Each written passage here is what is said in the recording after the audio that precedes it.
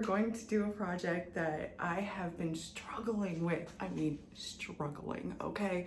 Realistic looking sprinkles for wax melt can. Saw that people were using in candles actual sprinkles. I tried it in the smell of burning sugar, and other people were suggesting a pipette. I tried it, and by the second squeeze, it hardened inside. And make these sprinkles. A mashed potato ricer. It was perfect. It comes out like Play-Doh, like the Spaghetti Factory, but here they are. Let's go ahead and get started. Okay, so we're gonna go ahead and use Freedom Soy Coconut Wax from Amazon. I love this brand, plus it's microwavable, and I just love the finished product. Make sure you protect your countertops, use gloves. I'm using liquid candle dye to make green sprinkles. They'll dye your hands, they'll dye your countertops, everything. So I highly recommend getting these, something to protect your countertop. These are great at the Dollar Tree. They come in packs of 2. They're flexible cutting mats, and they're dishwasher safe. After, of course, scraping off the wax. Do not have candle wax melted on there and put in the dishwasher. You will clog your plumbing.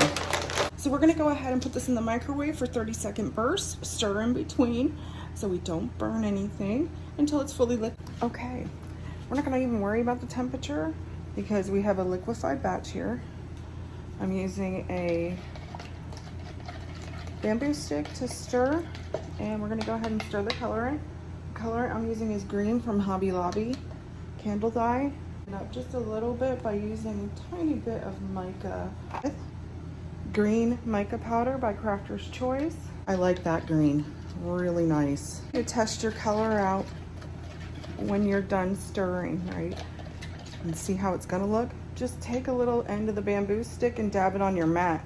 Let it dry, it takes a few seconds, and you'll see it is like a Kelly green. Let this harden in here. It's already in a solid form, very soft solid. So we're gonna take a regular, I would suggest metal spoon, and just lift it up and pull it into chunks like this, like you're pulling at some heavy ice cream, right? Ripping it off all the sides, getting it all into like a ball in the middle. That's what it should look like. Little lumpy mashed potatoes. Here's our potato ricer. Here's the center. We're using the smallest little insert. They have like multiple different sizes. You can even make thicker sprinkles if you wanted to. And I put it right in the middle there. Okay, and push down. And then put this top piece on top and let it go down. And we're going to just hold it like this and start squeezing. You see it coming out? And I kind of just jiggle it and let it drop as I go. So just jiggle and go. And if it's clumpy a little bit, that's fine. I'll show you how to deal with that if it's like a big pile of spaghetti. What you don't want to do is, because this is soft, is just do this. It'll just smoosh together. Don't do that. Even touching it at this point will lose its shape. Okay, I'm gonna let it just hang there and dry out a little bit. We'll come back in about 15 minutes. So they're fully hardened. Putty knife here, the big wide one, and just running it over lightly and just jiggling it, and it breaks them up.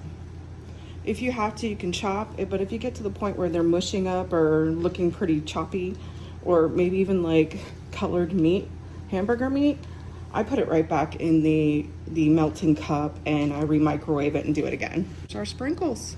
So this was something that was frustrating me, but I didn't give up, and I tried and tried again, and now I'm happy with the result. So I want to inspire you today to try something that you've been holding off, because I encourage you to try something new today. Thank you for watching, and if you would love more process videos, my aim is to share. Go ahead and hit that subscribe button. I appreciate it, and we'll be back